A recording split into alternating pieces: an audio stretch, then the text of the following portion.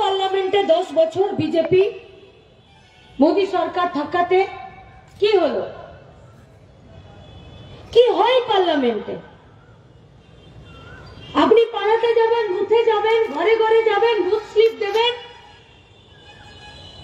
লোকের বাড়িতে গিয়ে বলবেন যে ভোটটা কাস্তে হাতুড়ি তাড়াতে দেবেন। গরিব লোক দুটো কথা বলবে, ভোট তো দিয়েই যাচ্ছি বাবা, আমার তো আর কিছু হচ্ছে না, দেখো আমার ঘরটা চাল ফুটো আছে, দেখো আমি আমার কোনো ভাতা পাচ্ছি না, আমার ছেলে মেয়েগুলো কবে কাজ পাবে, আমার রেশনের চালটা আসছে না। মানুষ বলে,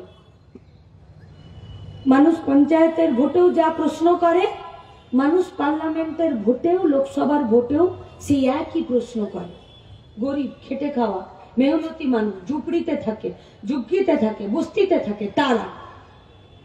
আজকে আমাদের এটা কর্মী সভা হওয়ার কথা ছিল, ইলেকশন ডিক্লেয়ার হয়ে যাওয়াতে এটা আমাদের প্রকাশ্যে সমাবেশ হচ্ছে। আমাদের তো আর কয়লাচোর ভাইপোকে বাঁচানোর নেই যে মিডিয়াকে বাদ দিয়ে ঘরের ভেতর কোনো আলাদা করে কৌশল করা, তাই যা ভেতরের কথা তাই বাইরের কথা। তাই যারা আজকে এখানে উপস্থিত হয়েছেন তারা আমাদের কর্মী,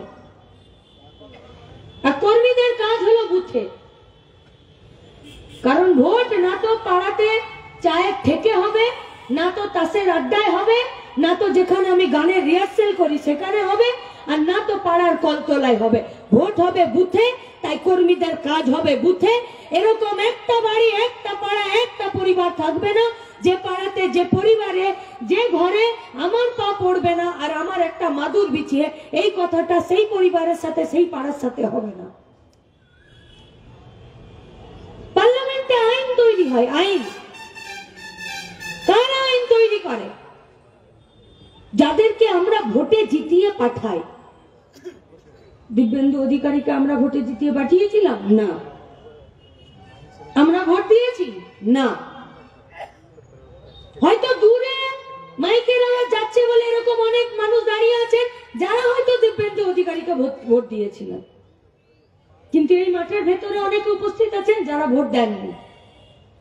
কিন্তু জিতে যাবার পর দিব্যেন্দু অধিকারী তো আমার লোকসভা, তিনি তো এমপি, তিনি তো পার্লামেন্টে গেছেন, গাড়ি চেপেছেন, ট্রেনে টিকিট দিতে হয়নি, টিকিট কাটতে হয়নি, আমাদের পয়সা দিয়েছি যে যাও টিকিট কেটে দিল্লিতে মিটিং এ বসো।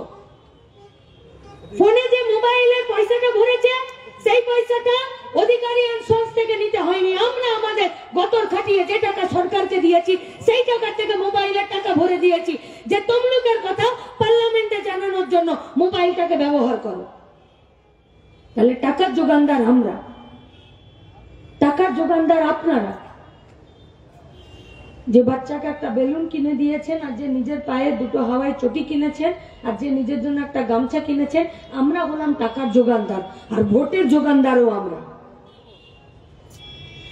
ভোটে হার জিত আছে, জিতেছেন তাই আপনি এমপিতে গেছেন, তাই পার্লামেন্টে গেছেন, তাই সেখানে বসেন, বেতন নেন। গোটা তমলুক লোকসভার মধ্যে যত খেটে খাওয়া মেহনতি মানুষ আছে, পরিবার আছে, তার জন্য কাজ করার জন্য আপনি যান। মুখ দেখিয়ে মিমি নুসরাতের সঙ্গে হাই হ্যালো করে বাড়িতে ফিরে আসার জন্য আপনি যান না।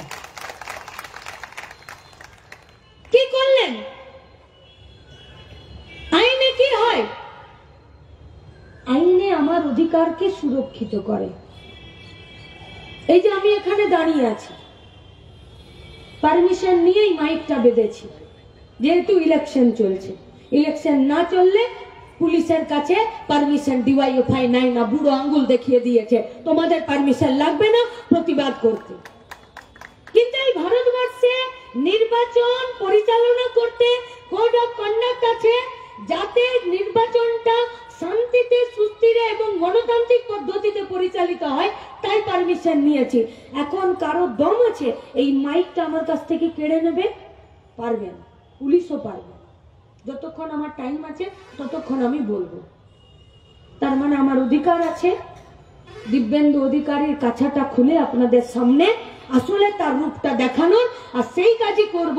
আর এই কাজে যদি কেউ বাধা দেয় তখন আইন আমাকে সুরক্ষা দেবে। সেই আইনটাই পার্লামেন্টে তৈরি হয়, সেই আইনটাই তৈরি করতে যান এমপিরা পার্লামেন্টে। লাস্ট 10 বছরে 90টা বিল পেশ করেছে, 90টা। ভারতবর্ষের পার্লামেন্টে, সংসদ ভবনে 90টা बिल पेश হয়েছে लास्ट 10 বছরে।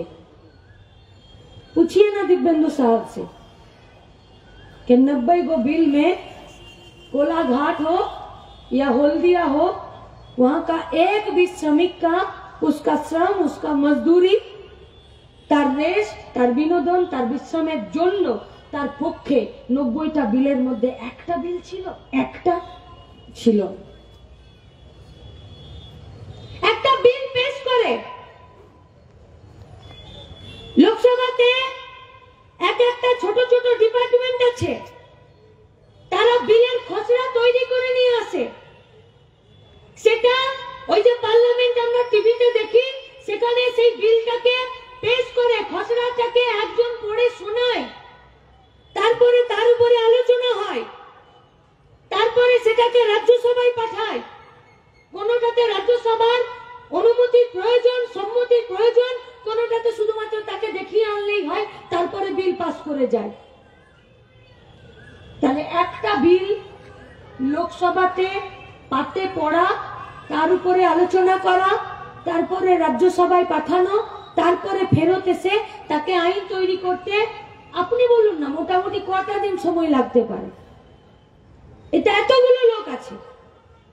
আমি তো ছোট থেকে যত পার্লামেন্টের আর্গুমেন্ট শুনি, একটা কথা স্পষ্ট বুঝতে পারি না, সবাই হই হই করে চিৎকার করে। যেমন এখন সন্ধ্যাবেলা পশ্চিমবঙ্গের টিভি চ্যানেলগুলোতে চিৎকার করে সবাই, আসল কথা কে কাকে কি বলছে বোঝা যায় না। তাহলে এই পরিস্থিতিতে আমার খাবার, আমার মাথার ছাদ, আমার কাপড়, আমার শিক্ষা, আমার স্বাস্থ্য, আমার কাজ, এই সম্পর্কিত যে বিলগুলো, সেই বিলগুলো পাস করতে গেলে কটা দিন সময় লাগতে পারে? 2 দিন লাগুক, 2 দিন, একটা দিনে তো হবে না নিশ্চয়ই, 2 দিন লাগুক। যে আজকে আমি শুনলাম, কালকে আমি এসে এর বিরোধিতায় কিছু কথা বলবো, আমি কিছু জেনে আসবো, তারপরে মোদী সরকারের দ্বিতীয় ইনিংসে 2020 সালে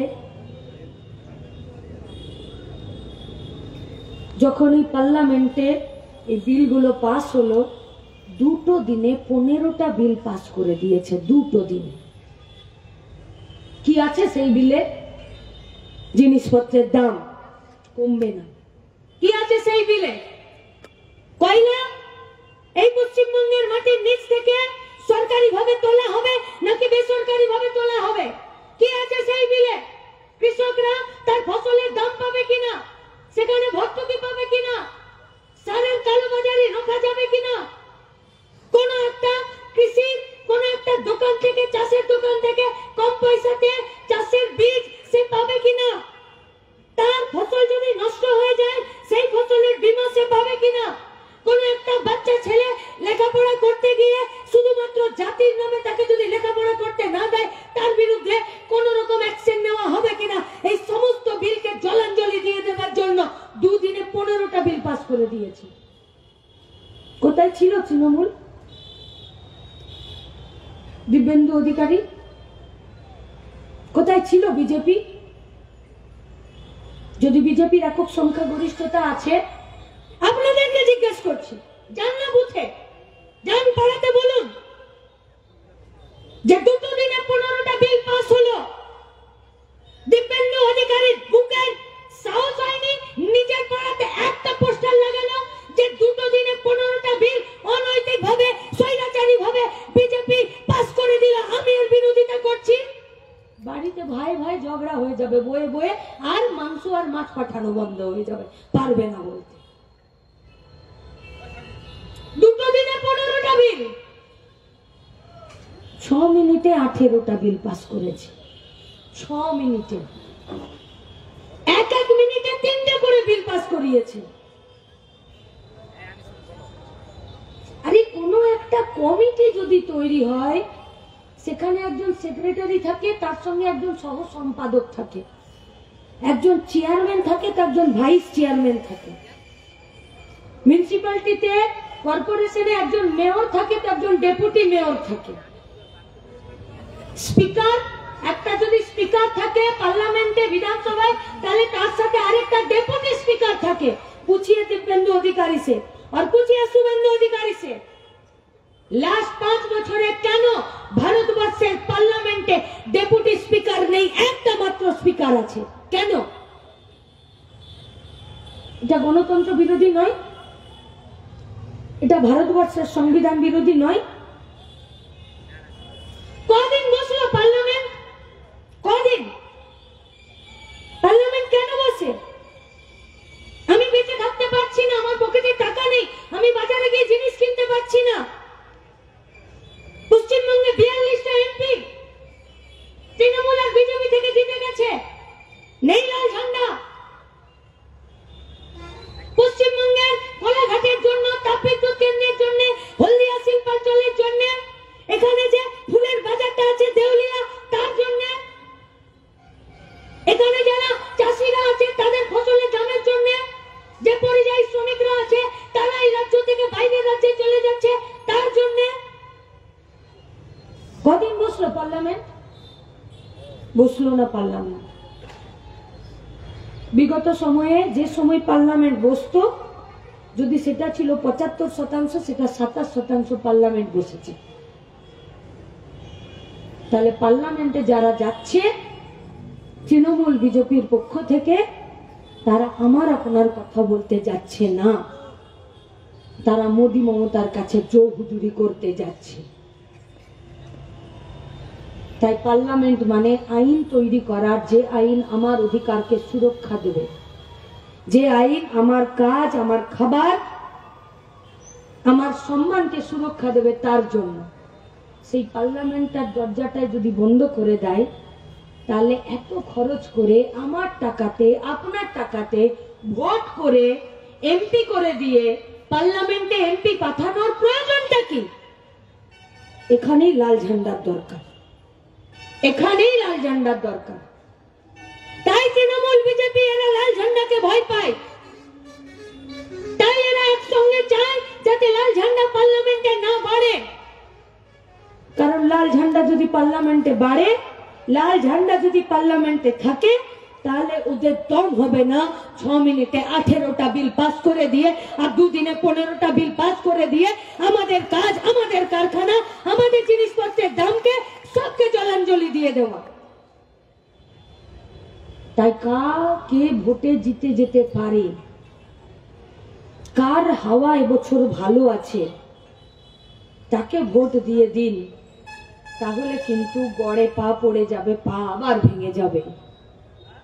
কার পার্লামেন্টে যাওয়া দরকার, কার সংসদ ভবনের ভেতরে গিয়ে এই লড়াইটাই বাইরের লড়াইয়ের সাথে মেলানো দরকার, তাকে ভোটটা দেওয়া প্রয়োজন। আর সেই কাজটা আমাদের কর্মীরা বুথে গিয়ে করবে, তার জন্য আজকের সভা, তার জন্য। ইলেকটোরাল বন্ডের নাম শুনেছেন তো? ইলেকটোরাল বন্ডের নামে তৃণমূল আর বিজেপি কে গাদা গাদা টাকা দিচ্ছে বড় লোকরা। আগেও তো দিত বড় লোকরা চাঁদা। আমরা এই যে মাইক বেঁধেছি, মঞ্চ খাটিয়েছি, চেন ফ্ল্যাগ টাঙিয়েছি, ঝান্ডা কিনেছি, আমরা যাই না লোকের কাছে হাত পাততে? যাই তো। 5 টাকা 10 টাকা যার কাছে বেশি আবদার থাকে তাকে বলি তোমাকে 5000 দিতে হবে, তোমাকে 2000 দিতে হবে, নইলে তোমাকে 200-500 টাকাও দিতে হবে। দিদিমণি বলছেন আমি ঘুমোচ্ছিলাম, সকালবেলা দেখলাম ডিয়ার লটারি আমাকে 500 কোটি টাকা আমার ড্রপ বক্সে দিয়ে চলে গেছে। উনি জানতেনই না, কিন্তু দেখার পরে ফেরত দিলেন না যে না আমি নেব না। দেখার পরে ফেরত দিলেন না, ও পয়সা ভাঙিয়ে ঠিক পকেটে ভরে নিয়েছে। আরে গায়ে ঘরে কথা আছে যে সোনা হারালেও প্রায়শ্চিত্ত করতে হয়, সোনা পেলেও প্রায়শ্চিত্ত করতে হয়। এই মাল পেয়েও প্রায়শ্চিত্ত করে না, হারিয়েও প্রায়শ্চিত্ত করবে হবে। কারা দিল এত টাকা এদেরকে? কারা? Dear lottery. কি করে এরা? আমরা বহু আগে একটা বক্তৃতায় কথা বলতাম, যেই গরমের সময় আসছে তো শাহরুখ খান ঠান্ডা ঠান্ডা কুলকুল ডার্মিকুল পাউডারের অ্যাড নিয়ে চলে আসতো, আর দেখতো গোটা গায়ে বরফ লাগাচ্ছে। তার মানে কি গরম আসছে, এক দেখে বোঝা যেত যে বারে গরমের সময় আসছে। আর ঠিক পুজোটা পেরিয়ে গেলেই যখন শীত আসতো তখন বিদ্যা বালন বলতো যে প্রতি রাতে লাগান হাঁটু, গোড়ালি আর কুনুই যাতে না ফেটে যায়, ঠোঁট যাতে না ফেটে যায়, তার জন্য বোরোলিন লাগান। এতে বোঝা যায় শীতকাল আসছে। টিভিতে দেখে আর মারা বাপকে বলতো যে শোনো আর পাউডার এনো না, শীতকাল এলো, একটা বোরোলিন, একটা বোরো প্লাস, এইগুলো সব নিয়ে এসো। আগেও এই কোলাঘাট, এই মেচেদা স্টেশনের বাইরে গুলোতে লেখা থাকতো রাইসে ট্রেনিং নিন সরকারি চাকরির পরীক্ষায় পাস করার জন্য, মাইসে ট্রেনিং নিন সরকারি চাকরিতে পরীক্ষাতে পাস করার জন্য। আর এখন চারিদিকে লটারির কথা বলছে, এমনকি মিরও অ্যাড করছে 1 কোটি টাকা, 6 টাকায় 1 কোটি, 1 কোটি 6 টাকায়। তার মানে চাকরির বাজার উঠে গেল, লটারির বাজার নেমে গেল। আর সেই লটারি আজকে 500 কোটি টাকা দিয়ে দিল মমতাকে, আর 100 কোটি টাকা দিয়ে দিল আজকে মোদিকে। কি হবে এই লটারিতে? চাকরি নেই, ভবিষ্যৎ নেই। লটারি মানে নিজেদের ভাগ্যকে আরো একবার যেখানে চেষ্টা করা, যেখানে আমার গায়ে গতর আছে, যেখানে আমার মেধা আছে, আমি কাজ করতে পারি, আমি শ্রম দিতে পারি, আমি রাজ্যটাকে, দেশটাকে গঠন করার জন্য আমি খাটতে পারি, সেখানে আমাকে প্রতিটা দিন লটারি কিনতে যেতে পাঠাচ্ছে। আর লটারিতে সর্বশান্ত হয়ে যাওয়া হতাশাগ্রস্ত পুরুষ মানুষেরা, ছেলেগুলো যখন বাড়িতে যাচ্ছে তখন সব থেকে বেশি যারা সমস্যায় পড়ছে সেগুলো হলো বাড়ির মেয়েরা। তখনই বাড়ির লক্ষ্মীর গুলোর দিকে তাকিয়ে চোখ তুলে তাকানোর না তো সময় মোদির থাকছে, না তো দিদির থাকছে। पिटूनी नियत से पता चलता है कि सरकार किस ओर चलना चाहती है, नियत से। वही 2 दिनों में 15 बिल और 6 मिनट में 18 बिल।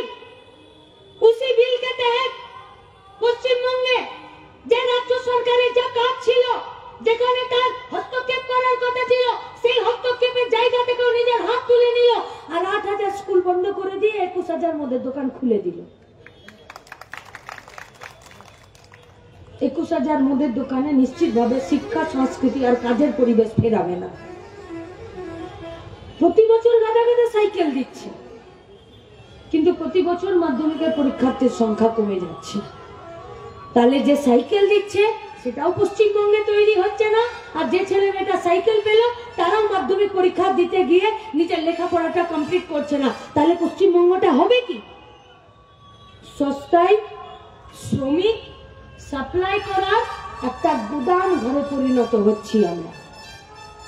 সস্তায় শ্রমিক সাপ্লাই করার একটা সস্তার গুদাম ঘরে পরিণত হচ্ছি আমরা। দায় নিতে হবে না এমএলএ এমপিদেরকে? দায় নিতে হবে না রাজনৈতিক দলগুলোকে? দায় নিতে হবে না যারা পার্লামেন্টে, বিধানসভাতে বসছে তাদেরকে? কি দেবে এরা? একটা কারখানা, একটা জায়গা। अब आप लोग सवाल पूछ सकते हैं कि কেন করলো না শুভেন্দু, কেন করলো না দিব্যেন্দু, কেন করলো না মমতা, কেন করলো না মোদি, কেন করলো না? কারণ তাদের এটাই ঘোষিত এজেন্ডা। চাকরি দেবে না, কারখানা খুলবে না, কৃষকের ফসলের জন্য আম্বানি আদানিদের গোডাউন খুলে দেবে। আর তার জন্য যারা পার্লামেন্টের ভিতরে লড়াই করতে পারে সেখানে যাতে লাল ঝান্ডা না যেতে পারে তার ব্যবস্থা করো। আর বাইরে যারা লড়াই করবে তাদেরকে ক্ষতিপূরণ, তাদেরকে জেল, তাদেরকে মার্ডার কেস, তাদেরকে গাঁজা আর তাদেরকে পানি কেস দিয়ে দিতে হবে। আর দাঁড়িয়ে থাকবে কে? পুলিশ।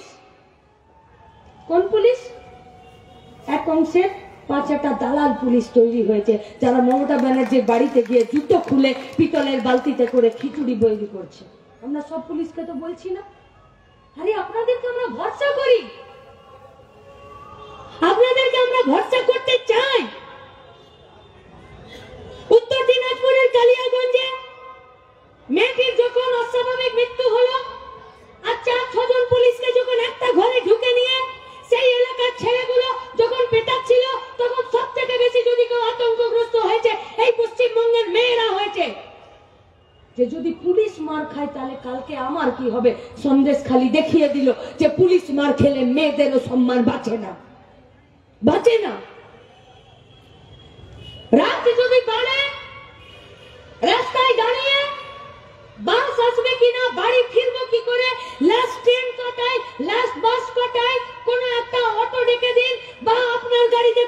মানুষকে বাড়ি পৌঁছে দিন, সেই লোকটার নাম হলো পুলিশ। কিন্তু আপনারা কি আপনাদের দায়িত্ব পালন করছেন? করছেন না। আপনারা এত খাচ্ছেন যে আপনার ভুঁড়ি বেড়ে যাচ্ছে, আর জামার বোতাম লাগাতে পারছেন না, দৌড়াতেও পারছেন না, টেবিলের তলে চলে যাচ্ছেন। আপনারা যদি নিজেদের কাজ সঠিকভাবে করতেন, এই পঞ্চায়েতের ভোটে তৃণমূল আর বিজেপির এদের পাতা, এদের গুঠি, এদের সেটিং সবকিছু কবরে চলে যেত। কিন্তু আপনারা নিজেদের উপরে ভরসা করতে পারলেন না। আসলে আপনারা আপনাদের খাঁটি উর্দিকের উপরে ভরসা করতে পারলেন না, যেটা বাপ মায়েরা কষ্ট করে লেখাপড়া শিখিয়ে পেট কেটে আপনাদেরকে মানুষের মতন মানুষ তৈরি করেছিল। আর আপনারা দিদির দলদাস ভাই হয়ে নিজেরা আজকে থানাগুলোকে থেকে তৃণমূলের পার্টি অফিস করে পাঠিয়ে দিয়েছেন। আপনারা দায়ী এই পশ্চিমবঙ্গের পরিযায়ী শ্রমিক হবার জন্য। আপনারা দায়ী এই পশ্চিমবঙ্গে খুন যখন দর্শন হওয়ার জন্য। আপনারা দায়ী এই পশ্চিমবঙ্গে আজকে কারখানা না হবার জন্য। কারণ যতবার লড়াই করতে গেছে আপনারা সুরক্ষা দেননি। আপনারা গণতান্ত্রিক আন্দোলনকে পিটিয়েছেন, মেরেছেন, খুন করেছেন। শহীদ আছে মইদুল আলী, সুদীপ্ত, প্রত্যেকটা আপনাদের লাঠিতে মরেছে। অস্বীকার করতে পারবেন আপনারা? পারবেন না। কে নেবে এদের বিরুদ্ধে ব্যবস্থা? কে নেবে? সাধারণ মানুষ, খেটে খাওয়া মানুষ লাল ঝান্ডা নেবে ব্যবস্থা। কে দিল মোদীকে ইলেকট্রাল বন্ডের টাকা? মোদী সুপারি কিলারের বাপ হয়ে গেছে, বাপ। ওষুধপত্র, মানুষ আগে শুধুমাত্র চাল ডাল তেলের দোকানে মাসকাবারি খাতা করত, এখন গায়ে গঞ্জে ওষুধের দোকানেও মাসকাবারি খাতা করে। কারণ বাপ বিনা ওষুধে বাঁচতে পারে না, আর ছেলে প্রতি মাসে ওষুধের সব টাকা মেটাতে পারছে না, তাই জেল থেকে যাচ্ছে, তাই মাসকাবারি খাতা হয়েছে। একটা প্রেসারের ওষুধ, একটা সুগারের ওষুধ, একটা হার্টের রোগ, একটা কিডনির রোগ, সব ওষুধের দাম 10%, 20%, 30% করে বেড়েছে। আর যখন ইলেকট্রাল বন্ডের সব মুখোশটা খুলে গেল, তখন দেখা গেল যে সবথেকে বেশি এই ওষুধ কোম্পানিগুলো মোদিকে টাকা দিয়েছে। মোদিকে মানে বিজেপিকে, বিজেপিকে মানে শুভেন্দু অধিকারীকে। যে শুভেন্দু অধিকারী এতদিন চাকরি বিক্রি করে মমতার সাথে টাকা খেয়েছে, আজকে মানুষের রোগকে বিক্রি করে, ওষুধ বিক্রি করে, চাল ওষুধের টাকা খাচ্ছে। 3 বার নোটিশ যাচ্ছে ওষুধ কোম্পানিগুলোতে, বলছে তোমার ওষুধ জাল, এই ওষুধ কোম্পানিটাকে বন্ধ করে দিতে হবে। যদি সরকারি ওষুধ কোম্পানি হতো তাহলে দুদিনে টাকা পড়ে যেত। বেসরকারি ওষুধ কোম্পানি বলছে আমার ওষুধ জাল, ঠিক আছে। मोदी का मुंह में और भाजपा तृणमूल का मुंह में নোট নোট নোট গুঁজে দিচ্ছে মুখে, যাতে না সে পার্লামেন্টে দাঁড়িয়ে আর বিধানসভাতে দাঁড়িয়ে তারা বলতে পারে যে মানুষের রোগ, মানুষের শরীর, মানুষের স্বাস্থ্যকে বন্ধক দিয়ে আমি ঘুষের টাকা খেয়েছি। পারবেন তো এটার সঙ্গে থাকতে? বলছিল সায়ন রামবামের কথা, বলছিল এখানে ইব্রাহিম আমাদের প্রেসিডেন্ট সুকুমার মৈসাল, তারা কথা পারবেন তো? আপনার বাবা যে সরবিটের ট্যাবলেটটা জিভের তলায় দিয়ে বুকের ব্যথাটা যখন উঠে যায়, 8 ঘন্টা হাতে টাইম পাবার জন্য, অ্যাম্বুলেন্স ডাকার জন্য, সেই সরবিটের ট্যাবলেটটাও জাল করার জন্য যে কোম্পানিগুলো মার্কেটে নেমে গেছে, আর তারা ইলেকট্রাল বন্ডের নামে জাল ওষুধ আপনার বাবাকে খাইয়ে দিয়ে আর মোদিকে টাকা দিচ্ছে, তারা রামবাম পারবেন তো করতে? পলিসির লড়াই, পলিসির নীতির লড়াই। তাই যারা গরিব খেটে খাওয়া মেহনতি মানুষের স্বাস্থ্যকে সামনে রেখে নিজেরা নিজেদের পকেটে টাকা ভরে, এবারে পার্লামেন্ট থেকে তাদেরকে বিদায় দিতে হবে। এখানে সায়নের সঙ্গে আরো কিছু কচি কাঁচা বুড়ো ভাম এখানে সব ভোটে দাঁড়িয়েছে। তৃণমূলের যারা আছে তারা তো তৃণমূলের সম্পদ, বিজেপিরও যারা ভোটে দাঁড়িয়েছে তারা নাকি বিজেপিতে সম্পদ খুঁজে পাচ্ছে। तो गंदी नाली में भी खूबसूरती नजर आता है, सिर्फ देखने के लिए सुअर का नजर जरूरत होता है। तो कार का सुअरेर नजर আছে, এদের মধ্যে সম্পত্তি আর এদের মধ্যে ভালো জিনিস দেখতে পাচ্ছে, সেটা তারাই জানে। কিন্তু আমাদের প্রশ্ন আপনাদের কাছে, আমাদের ছাত্র যুবক কর্মীদের কাছে, আমাদের কমরেডদের কাছে, দূর অবধি দাঁড়িয়ে যারা আমাদের কথা শুনছেন তাদের কাছে, লড়াইটা নীতির, লড়াইটা পলিসির, লড়াইটা আমাদের কাজে, লড়াইটা আমাদের পরিবেশের, লড়াইটা আমাদের সংস্কৃতির, লড়াইটা আমাদের মাথা উঁচু করে বেঁচে থাকার জন্য, লড়াইটা গোটা ভারতবর্ষের, গোটা পশ্চিমবঙ্গের সিস্টেমকে ফিরে ঢেলে সাজানোর জন্য। আর তার জন্য পার্লামেন্টে সেলফি তুলতে গেলে হবে না, পার্লামেন্টে কোমরের জোর আর মেরুদণ্ডটা সোজা করে ভেতরে গিয়ে চিৎকার করে এই দেশটাকে বাঁচানোর লড়াইয়ে কারা কথা বলতে পারে তাদেরকে পাঠাতে হবে। তাই তৃণমূলকে হারাতে হবে, বিজেপিকে গোটা দেশের বুকে হারাতে হবে, আর লাল ঝান্ডাকে কাজ কারখানার প্রশ্নে পার্লামেন্টে পাঠাতে হবে। তাই আপনাদের কাছে আমাদের আবেদন, দুটো মাস আছে, পাড়ায় যান, পরিবারে যান, বুথে যাই আমরা।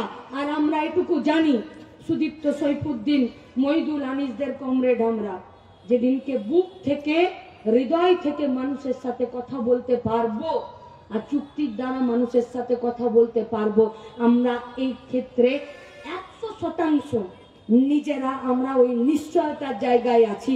মানুষকে জিতেই, ওদেরকে হারিয়ে, মানুষকে নিয়ে পার্লামেন্টের ভোটে তমলুকে লাল ঝান্ডা জিতবে। আর সেই লাল ঝান্ডাকে জেতানোর কাজে আপনারা প্রত্যেকটা দিন বুথের কাজে সামিল হবার আপনাদেরকে আবেদন জানিয়ে আমার কথা শেষ করছি। ইনকালাব জিন্দাবাদ। মীনাক্ষীদিকে লাল সালাম ও ধন্যবাদ জানাচ্ছি। সেই সাথে সাথে আপনারা যারা সময় নষ্ট করে, প্রচুর পরিশ্রম করে এই কর্মী সভায় আসন্ন লোকসভা নির্বাচনে রাজ্যের প্রতিটি প্রান্তে বামফ্রন্ট প্রার্থীদের জয়ী করুন।